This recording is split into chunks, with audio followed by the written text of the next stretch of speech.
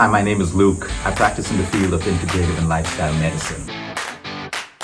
Integrative and lifestyle medicine puts you in the center, gives a 360-degree approach of you as a whole. We help you put it together, we help you find a way, and that is the power of integrative and lifestyle medicine.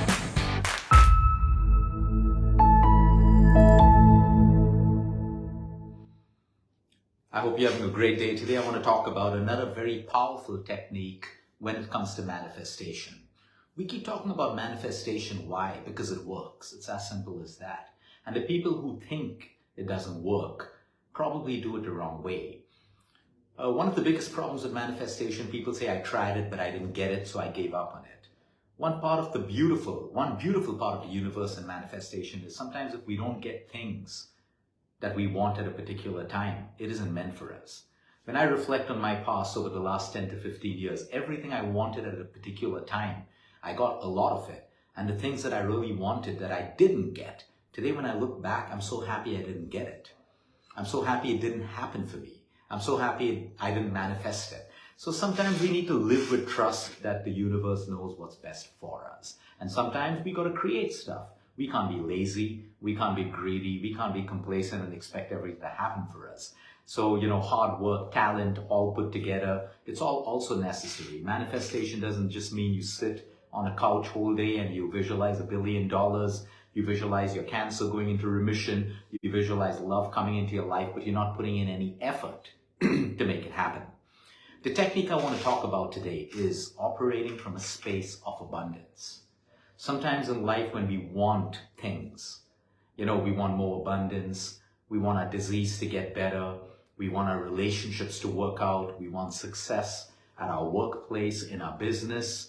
We need to start looking at whether we are operating from a space of lack, a space of fear, a space of insecurity, or are we operating from a space of abundance, hope, faith, belief?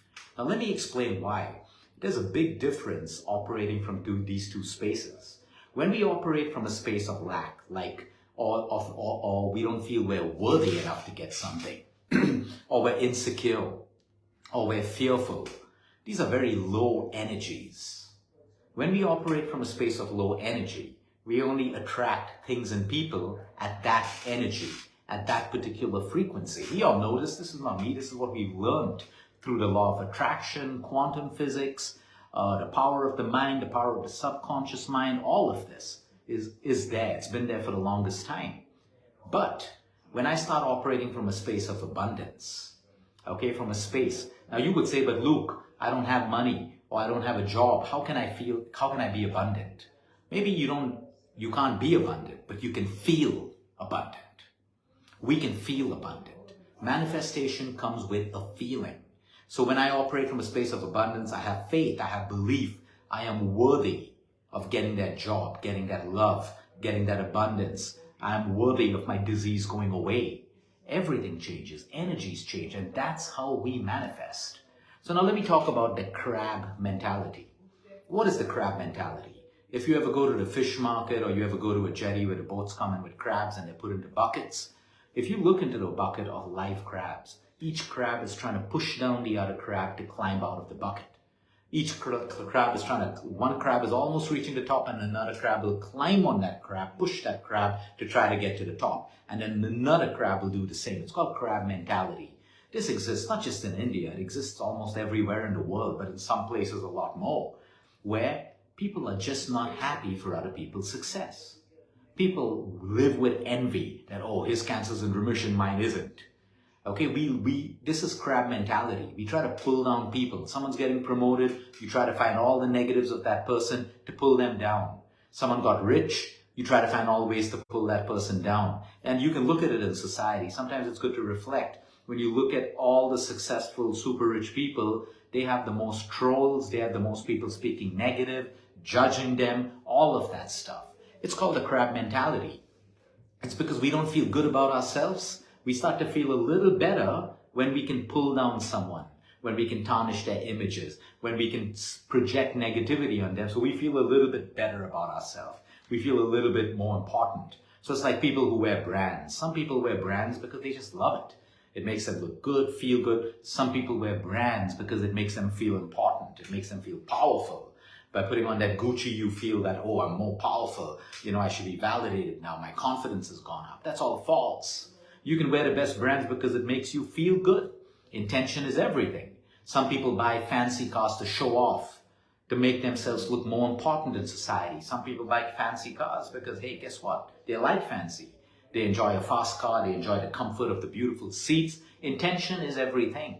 There is nothing wrong with material things. There is everything wrong with intention.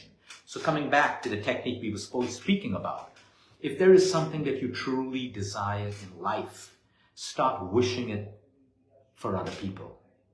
You may be going, I had a patient the other day who was Luke, I was sitting among 16 other patients going through chemotherapy. And she's saying, I forgot my pain. All I did was pray for those other people getting chemotherapy, that they get better, that they don't go through side effects, that they're able to get into remission. That was a beautiful thing to do. You're already going through your suffering. Okay? If you want to get better, wish for other people to get better. If you want to get successful in life, you don't get successful by pulling down other people.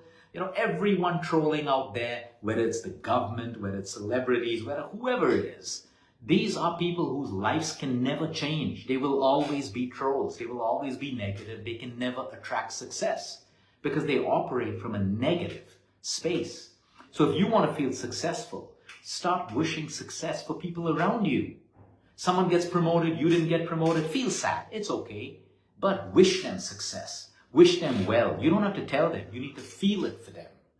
Okay? Someone got married, you're unmarried. Someone's fallen in love, you've fallen out of love. Don't go around and say, oh, love is bad, marriages are bad, relationships are bad. Just because you've gone through something bad. Wish them well.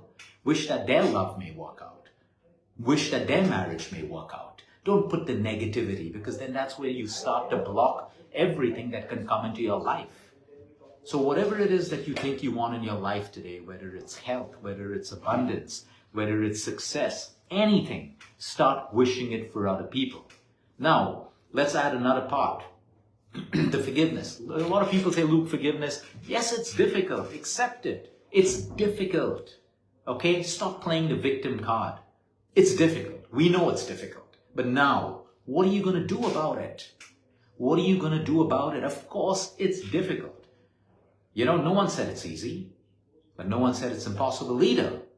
So one of the best ways, there are many techniques for forgiveness. One of the best ways out is to actually start feeling good for that other person. Now you would say, but Luke, he hurt me, she did this, he did that. This is for your own good. It's not for that other person.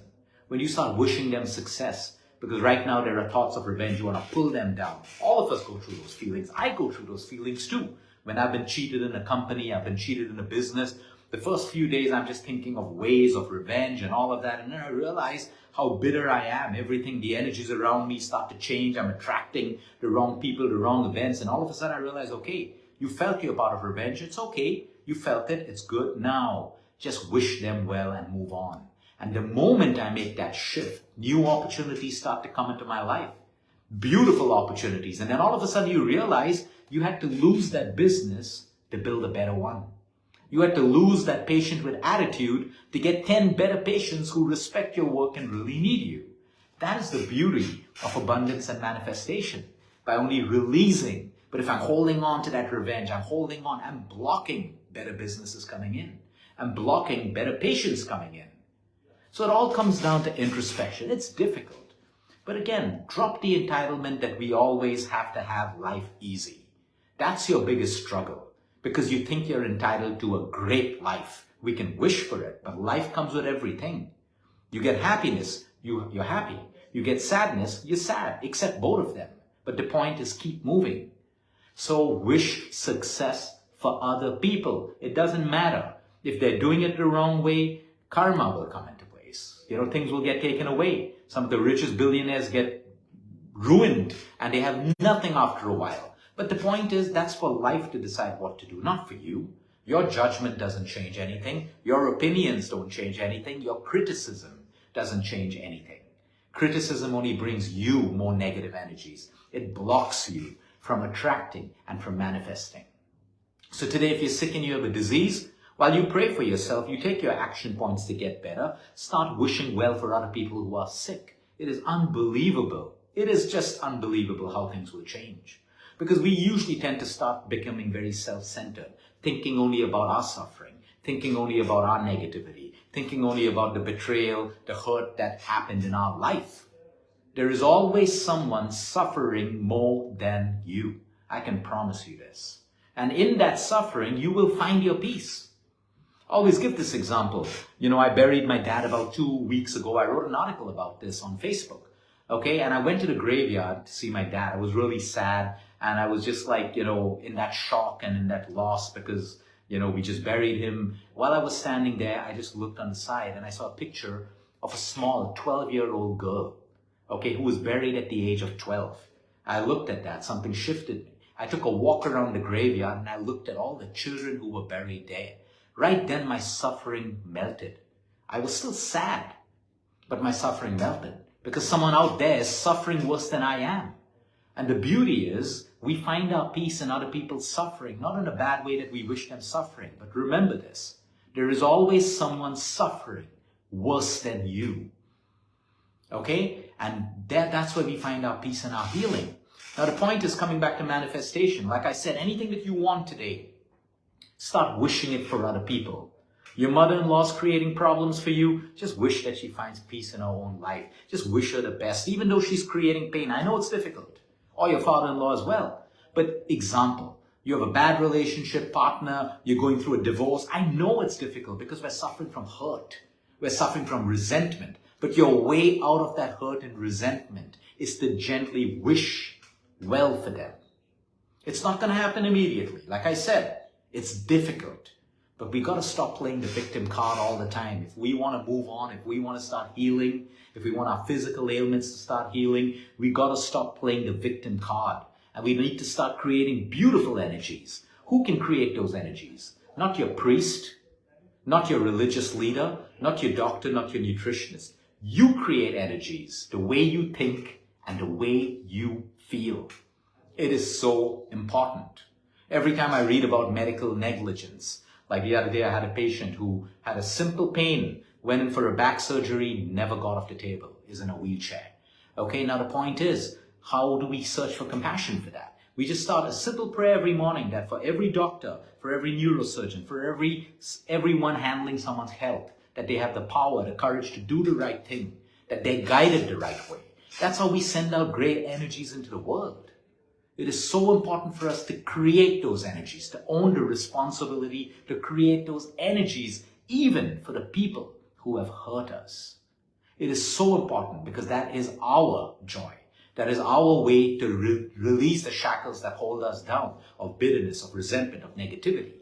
So success, health, relationships, love, start wishing it. Wish it for yourself, you first. That's why it's called you care, you first. But also wish it for other people. And if there's something that you've not been getting in your life, introspect. Have you been wishing the opposite for other people? I hope she doesn't get that promotion.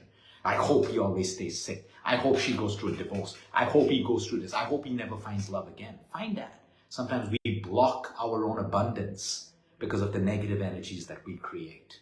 Have a great day, everyone. Until next time, eat smart, move more, sleep right, breathe deep, and remember, you care is all about you.